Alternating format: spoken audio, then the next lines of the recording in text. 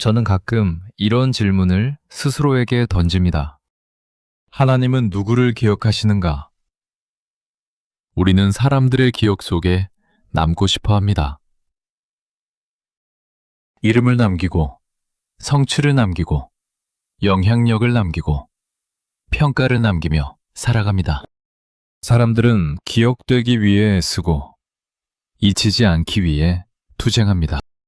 그러나 저는 목회자로서 이런 진실을 자주 목격합니다. 사람의 기억은 오래가지 않습니다. 사람의 기억은 불완전하고 불안정하고 불확실합니다.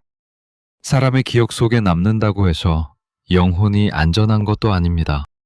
사람에게 잊힌다고 해서 하나님께 잊히는 것도 아닙니다. 그러므로 진짜 중요한 질문은 이것입니다. 사람에게 기억되는가가 아니라 하나님께 기억되는가입니다. 저는 이 질문이 우리의 삶의 무게중심을 다시 잡아준다고 믿습니다. 왜냐하면 하나님께 기억되는 삶은 인간의 박수보다 깊고 인간의 기록보다 오래가며 인간의 인정보다 영원하기 때문입니다. 그리고 하나님께 기억되는 사람은 결국 하나님께 사용되는 사람입니다. 하나님께 기억된다는 것은 단순한 정보적 인식이 아닙니다. 하나님께서 그 사람을 돌보시고 부르시고 붙드시고 갚으신다는 뜻입니다. 성경 전체를 보면 하나님께 기억되는 사람들이 등장합니다. 노아를 기억하신 하나님, 다니엘을 기억하신 하나님, 한나를 기억하신 하나님, 에스더를 기억하신 하나님, 십자가의 한편 강도를 기억하신 하나님. 하나님은 잊지 않으십니다. 하나님은 잊어버리지 않으십니다. 하나님은 실수로 지나치지 않으십니다. 하나님은 아무도 보지 않을 때의 순종을 기억하시고 그 누구도 알아주지 않을 때의 충성을 기억하시며 조용한 기도, 고통 속의 인내, 외로운 신실함을 기억하십니다. 히브리서 6장 10절에서는 이렇게 말씀합니다. 하나님은 여러분의 행위와 사랑을 잊지 않으십니다. 저는 이 말씀을 깊이 사랑합니다. 세상은 있습니다. 세상은 금방 다른 대상을 찾습니다. 그러나 하나님은 잊지 않으십니다. 하나님께 기억되는 삶은 억울한 삶이 아닙니다. 하나님께 기억되는 삶은 손해로 끝나지 않습니다. 하나님께 기억되는 삶은 결코 헛되지 않습니다. 저는 목회하면서 이런 이야기를 자주 듣습니다. 목사님, 저는 아무도 모르게 기도하지만 아무도 그것을 알아주지 않습니다. 아무도 모르게 섬기지만 감사하는 사람도 없습니다. 열심히 신앙을 지키는데 오히려 더 외로워졌습니다. 저는 그 마음을 잘 압니다. 그러나 저는 또한 이렇게 말하고 싶습니다. 하나님은 잊지 않으신다고. 하나님은 기록하신다고. 하나님은 기억하신다고. 사랑하는 여러분, 영원은 하나님의 기억 위에 세워집니다.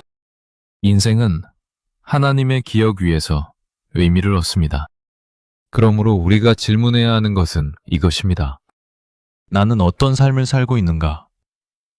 나는 어떤 방식으로 하나님께 기억될 것인가?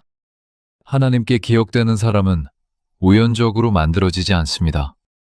그것은 하나님을 향한 신앙의 방향에서 비롯됩니다.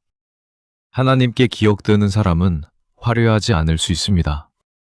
유명하지 않을 수 있습니다. 세상에서 높임을 받지 않을 수 있습니다.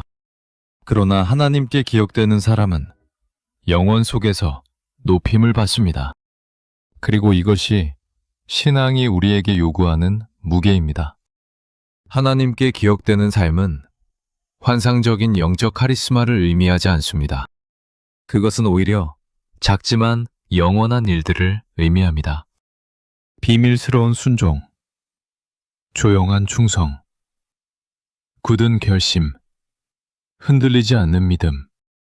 예수님은 성경에서 하나님께 기억되는 사람들을 평가할 때 이런 언어를 사용하셨습니다. 착하고 충성된 종아. 하나님께 기억되는 삶의 핵심은 충성이며 충성의 핵심은 하나님을 향한 방향입니다. 그러므로 저는 본론에서 이렇게 다루려 합니다.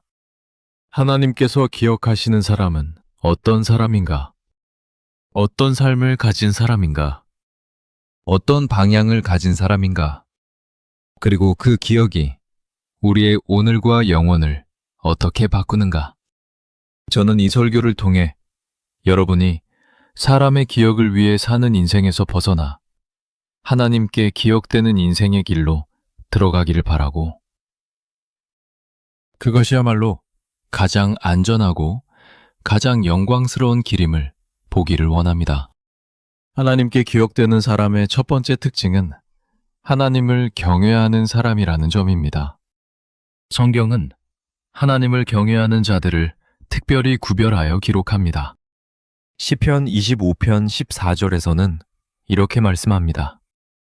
여호와를 경외하는 자에게 여호와의 친밀함이 있습니다. 하나님은 경외하는 자와 친밀함을 가지십니다. 하나님께 기억된다는 것은 곧 하나님과의 친밀함에 들어가는 것이며 그것은 경외에서 시작됩니다. 경외는 단순한 두려움이 아닙니다. 그것은 하나님을 대하는 영혼의 태도입니다. 경외는 하나님을 가볍게 대하지 않는 태도입니다. 하나님을 진지하게 대하고 하나님을 중심에 두고 하나님을 무게 있게 여기는 태도입니다. 사랑하는 여러분, 하나님은 가벼운 존재가 아닙니다. 하나님은 우리의 옵션이 아니며 우리 삶의 종속적 요소가 아닙니다. 하나님은 절대적 중심이십니다. 경외는 이 중심을 인정하는 신앙적 위치입니다. 저는 목회하면서 한 가지 진실을 보았습니다. 하나님을 가볍게 여기는 사람은 결국 하나님에게 잊힙니다. 그러나 하나님을 경외하는 사람은 결국 하나님에게 기억됩니다. 왜냐하면 경외는 하나님을 높이는 태도이기 때문입니다. 하나님은 하나님을 높이는 자를 결코 낮게 취급하지 않으십니다. 성경 속에 등장하는 인물들을 살펴보십시오. 요한은 사람들이 조롱하는 가운데서도 하나님의 말씀을 두려움으로 받아들였습니다. 창세기 6장 22절에서는 이렇게 말씀합니다. 노아는 하나님이 명하신 대로 다 행했습니다. 노아의 방주는 단순한 구조물이 아니라 경외의 증거였습니다. 노아의 순종은 120년의 시간을 가진 순종이었습니다. 그리고 성경은 이렇게 기록합니다. 하나님이 노아를 기억하셨습니다. 노아를 기억하신 사건은 우연이 아닙니다. 그것은 경외의 열매입니다. 또 다른 예는 다니엘입니다. 다니엘은 바벨론의 권력과 문화 속에서 살았습니다. 바벨론은 번영했고 강했고 교육받은 엘리트들을 흡수하여 제국을 유지하던 철저한 체계였습니다. 다니엘은 그 시스템 속에서 가장 뛰어난 이들 중 한 사람이었지만 그는 하나님을 경외하는 태도를 잃지 않았습니다. 다니엘 6장 10절에서는 이렇게 기록합니다. 다니엘은 전에 하던 대로 하루 3번씩 하나님께 기도했습니다. 왕의 명령과 제국의 법보다 하나님을 우선했습니다. 하나님을 경외하는 사람은 권력을 두려워하지 않고 하나님을 두려워합니다. 하나님께서는 다니엘을 잊지 않으셨습니다. 하나님께서는 사자굴에서 그를 건지셨고 제국의 여러 시대를 지나도록 그를 세우셨습니다. 하나님께 기억되는 사람은 경외로 삽니다. 그리고 하나님께 기억되는 사람은 경외로 승리합니다. 또한 한나를 보십시오. 한나의 기도는 깊은 통곡의 기도였고 사람들은 그것을 감정의 폭발로만 보았습니다. 그러나 하나님은 그것을 경외로 보셨습니다. 하나님은 한나의 기도를 잊지 않으셨고 기억하셨습니다. 사무엘상 1장 19절에서는 이렇게 말씀합니다. 여호와께서 한나를 기억하셨습니다. 하나님께 기억된 여인은 결국 하나님께 사용된 아들을 낳았습니다. 사랑하는 여러분, 저는 이 사례들을 통해 한 가지 원리를 말하고 싶습니다. 하나님은 경외하는 자의 감정을 기억하시는 것이 아니라 경외하는 자의 방향을 기억하십니다. 경외는 감정이 아니라 방향입니다. 경외는 한순간의 열정이 아니라 평생의 무게입니다. 우리는 종종 하나님께 사랑받는다는 사실만을 말합니다. 그러나 성경은 하나님께 기억되는 사람을 말할 때 경외를 간주합니다. 경외 없는 사랑은 자기중심적이 되기 쉽고, 경외 없는 예배는 얕아지고, 경외 없는 신앙은 쉽게 무너집니다. 하나님께 기억되는 사람은 하나님을 두려움으로 사랑하고 사랑함으로 두려워합니다. 경외는 하나님을 잃고 싶지 않은 마음입니다. 경외는 하나님을 잊고 싶지 않은 마음입니다. 그리고 하나님은 그러한 마음을 잊지 않으십니다. 저는 여러분에게 질문하고 싶습니다. 하나님은 여러분의 삶을 가볍게 여기십니까? 아니면 무겁게 여기십니까? 하나님은 경외하는 자를 잊지 않으시며 그들에게 친밀함과 보호와 사용하심으로 응답하십니다. 이것이 하나님께 기억되는 사람의 첫 번째 특징입니다. 하나님을 경외하는 사람입니다. 하나님께 기억되는 사람의 두 번째 특징은 하나님을 신뢰하는 사람입니다. 하나님을 경외하는 마음은 하나님을 신뢰하는 삶으로 이어집니다. 신뢰는 단순히 원하는 것을 하나님께 맡기는 기계적 행위가 아닙니다. 신뢰는 하나님이 누구신지를 아는 지식에서 시작하고 하나님을 기뻐하는 즐거움에서 지속되며 하나님을 우선하는 선택에서 드러나는 신앙의 실체입니다. 사랑하는 여러분, 신뢰는 하나님께 기억되는 사람을 구별하는 기준입니다. 왜냐하면 신뢰는 인간이 할 수 없는 방식으로 하나님을 존귀하게 하기 때문입니다. 하나님을 신뢰하는 사람은 하나님께서 일하신다는 사실을 믿습니다. 하나님을 신뢰한다는 것은 하나님을 기다리는 것입니다. 하나님을 신뢰한다는 것은 하나님이 보이지 않을 때에도 하나님이 계신다는 것을 인정하는 것입니다. 하나님을 신뢰한다는 것은 하나님이 침묵하는 것처럼 보일 때에도 하나님이 일하고 계신다는 사실을 믿는 것입니다. 히브리서 11장 6절에서는 이렇게 말씀합니다. 믿음이 없이는 하나님을 기쁘시게 할 수 없습니다. 하나님께 나아가는 자는 반드시 하나님이 계신 것과 그분이 자신을 찾는 자들에게 상 주시는 분임을 믿어야 합니다. 믿음은 단순한 동의가 아니라 신뢰입니다. 신뢰는 하나님이 계신다는 사실을 믿고 그분의 선하심을 믿고 그분의 보상을 믿습니다. 그래서 믿음은 하나님을 기쁘시게 합니다. 그리고 하나님을 기쁘시게 하는 삶은 하나님께 기억되는 삶입니다. 저는 성경에서 신뢰의 깊이를 보여주는 한 인물을 떠올립니다. 아브라함입니다. 아브라함은 하나님께 약속을 받았지만 그 약속은 지연되었습니다. 그러자 하나님께서는 아브라함에게 하늘의 별을 보이며 약속을 다시 말씀하십니다. 창세기 15장 6절에서는 이렇게 기록합니다. 아브라함이 여호와를 믿으니 여호와께서 이를 그의 의로 여기셨습니다. 하나님은 아브라함의 신뢰를 의로 여기셨습니다. 의는 신뢰에서 비롯됩니다. 그리고 하나님은 그 신뢰를 기억하셨습니다. 그래서 이스라엘의 역사는 아브라함의 신뢰 위에서 펼쳐졌습니다. 또 다른 인물은 요셉입니다. 요셉은 형들에게 버림받고 노예로 팔리고 모함을 당해 감옥에 갇혔습니다. 그러나 요셉은 하나님을 신뢰하는 태도를 잃지 않았습니다. 요셉은 하나님께서 침묵하셨던 긴 시간을 통과했습니다. 그러나 하나님은 요셉을 잊지 않으셨습니다. 하나님은 요셉을 기억하셨고 하나님의 때에 그를 세우셨습니다. 시편 105편 19절에서는 이렇게 말합니다.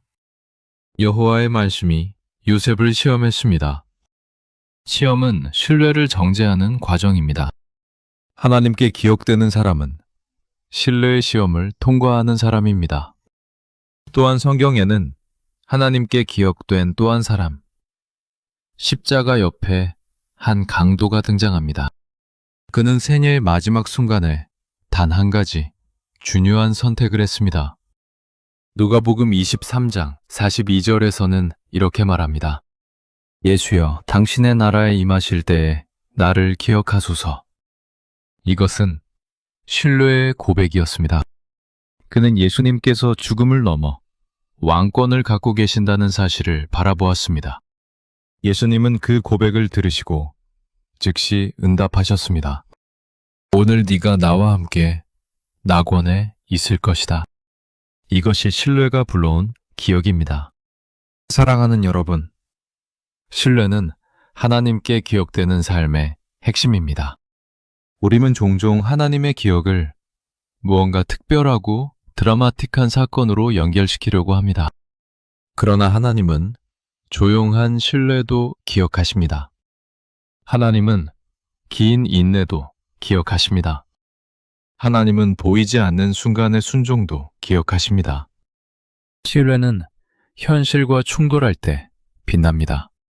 하나님께 기억된 사람들은 결핍의 순간에 하나님을 신뢰했습니다. 손해의 순간에 하나님을 신뢰했습니다. 침묵의 순간에 하나님을 신뢰했습니다. 그리고 그 신뢰는 결국 하나님께 기억되었습니다. 저는 여러분에게 이렇게 묻고 싶습니다. 당신은 무엇을 신뢰하고 있습니까? 우리는 의지한다고 말하는 것보다 신뢰하는 것으로 더 선명하게 드러납니다. 힘이 있을 때보다 힘이 없을 때에 더 선명해집니다. 확신이 있을 때보다 불확실할 때 더 선명해집니다. 신뢰는 하나님께 우리를 기억하게 만듭니다. 왜냐하면 신뢰는 하나님을 하나님으로 대하는 방식이기 때문입니다. 이것이 하나님께 기억되는 사람의 두 번째 특징입니다. 하나님을 신뢰하는 사람입니다. 하나님께 기억되는 사람의 세 번째 특징은 끝까지 견디는 사람이라는 점입니다. 신앙은 일시적인 감정이나 순간적인 열정으로 측정되지 않습니다. 성경은 신앙의 진위를 지속과 견딤 속에서 판단합니다. 마태복음 24장 13절에서는 이렇게 말씀합니다. 끝까지 견디는 자는 구원을 얻을 것입니다. 견딘다는 말은 무언가를 경험한다는 뜻이며 무언가를 지나간다는 뜻이고 무언가에 맞선다는 뜻입니다. 사랑하는 여러분, 하나님께 기억되는 사람은 단지 첫걸음을 내딛는 사람이 아니라 끝까지 걸음을 내딛는 사람입니다. 많은 사람들이 시작합니다. 적지 않은 사람들이 결심합니다.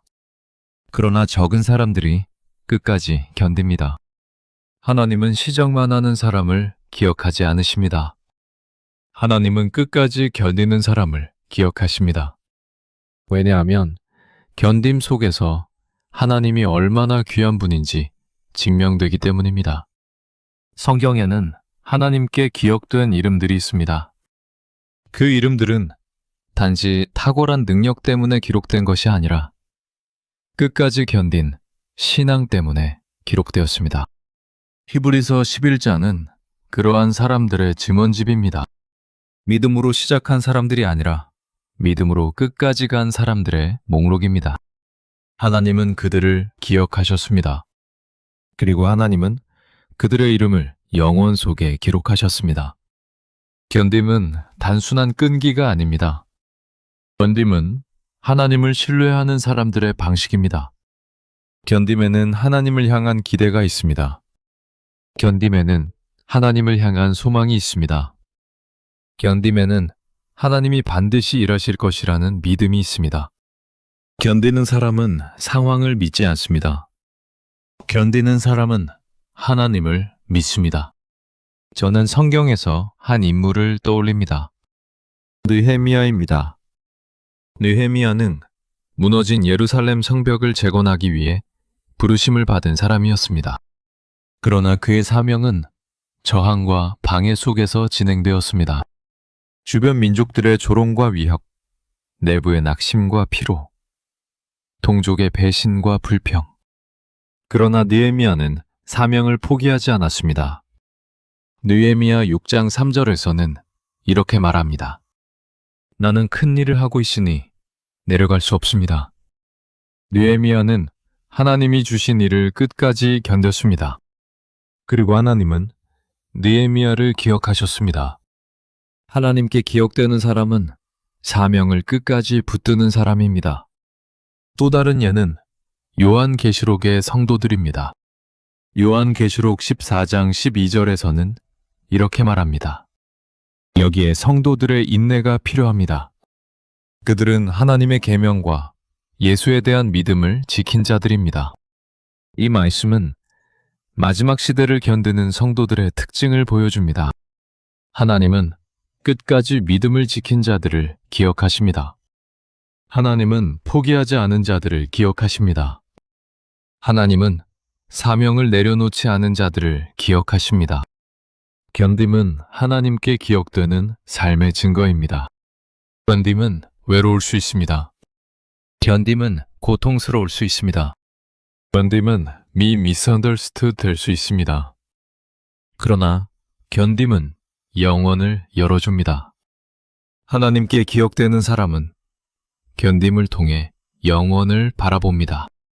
사랑하는 여러분, 견딤은 감정의 문제가 아니라 방향의 문제입니다. 견딤은 강한 의지가 아니라 깊은 신뢰의 열매입니다. 하나님께 기억되는 사람은 견딤 속에서 하나님을 높입니다. 사람들은 견딤을 보며 당황합니다. 사탄은 견딤을 보며 두려워합니다. 하나님은 견딤을 보며 기억하십니다. 하나님께 기억되는 사람은 박수 속에서가 아니라 침묵 속에서 견딘 사람입니다. 사람들이 인정할 때가 아니라 사람들이 모를 때 견딘 사람입니다. 응답이 있을 때가 아니라 응답이 없을 때 견딘 사람입니다. 하나님의 기억은 견딘 자에게 향합니다. 저는 여러분에게 한 가지를 요청하고 싶습니다. 포기하지 마십시오. 하나님께 기억되는 사람은 포기하지 않는 사람입니다. 하나님께 기억되는 사람은 사명을 놓지 않는 사람입니다. 하나님께 기억되는 사람은 믿음을 저버리지 않는 사람입니다. 그리고 하나님께서 기억하실 때 하나님은 더 이상 견딤을 요구하지 않으십니다. 하나님은 상을 주십니다. 끝까지 견디는 자에게는 하나님이 기억하시는 영광이 있습니다. 이것이 하나님께 기억되는 사람의 세 번째 특징입니다. 하나님을 위해 끝까지 견디는 사람입니다.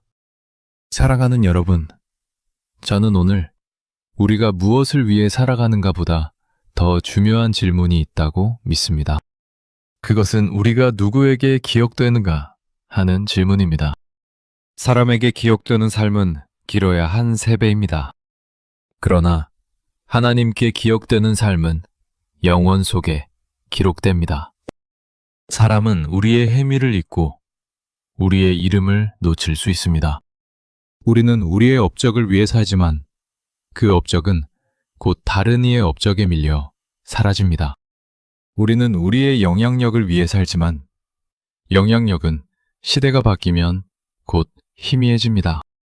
그러나 하나님은 잊지 않으십니다. 하나님은 잃지 않으십니다. 하나님은 놓치지 않으십니다. 하나님은 기억하십니다. 하나님께 기억된다는 것은 하나님께 속했다는 뜻이며 하나님께 속했다는 것은 영원에 속했다는 뜻입니다. 그러므로 하나님께 기억되는 삶은 지극히 현실적인 삶이면서 동시에 가장 영원한 삶입니다. 저는 여러분에게 이 방향을 선택하라고 요청하고 싶습니다. 하나님께 기억되는 삶을 사십시오. 그리고 그것을 화려한 방식으로 이해하지 마십시오.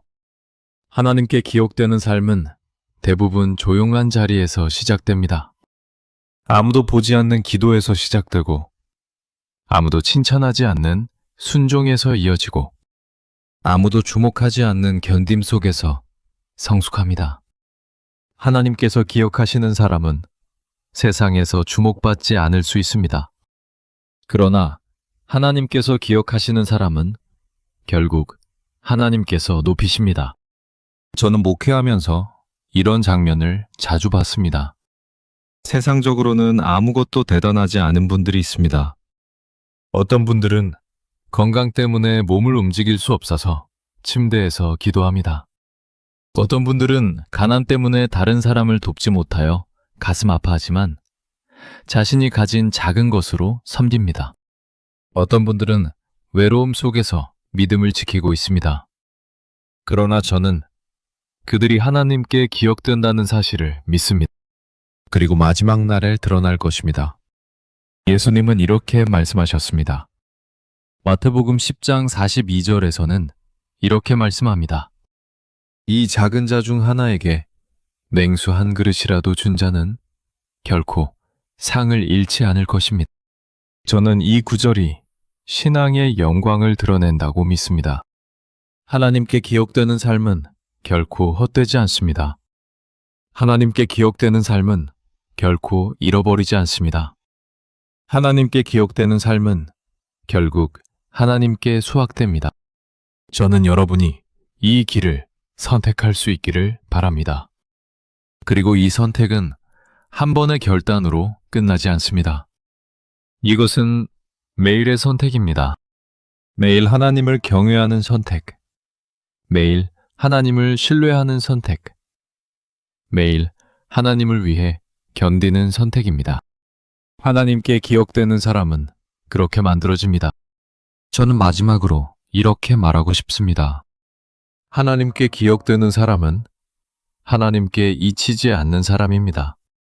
하나님께 잊히지 않는 사람은 영원 속에서 영광을 누릴 사람입니다. 저는 여러분이 그런 인생을 살기를 바랍니다. 그것이야말로 가장 안전한 인생이며 가장 영광스러운 인생이며 가장 행복한 인생입니다. 그리고 그 인생은 하나님께 기억되기 때문에 끝나지 않습니다.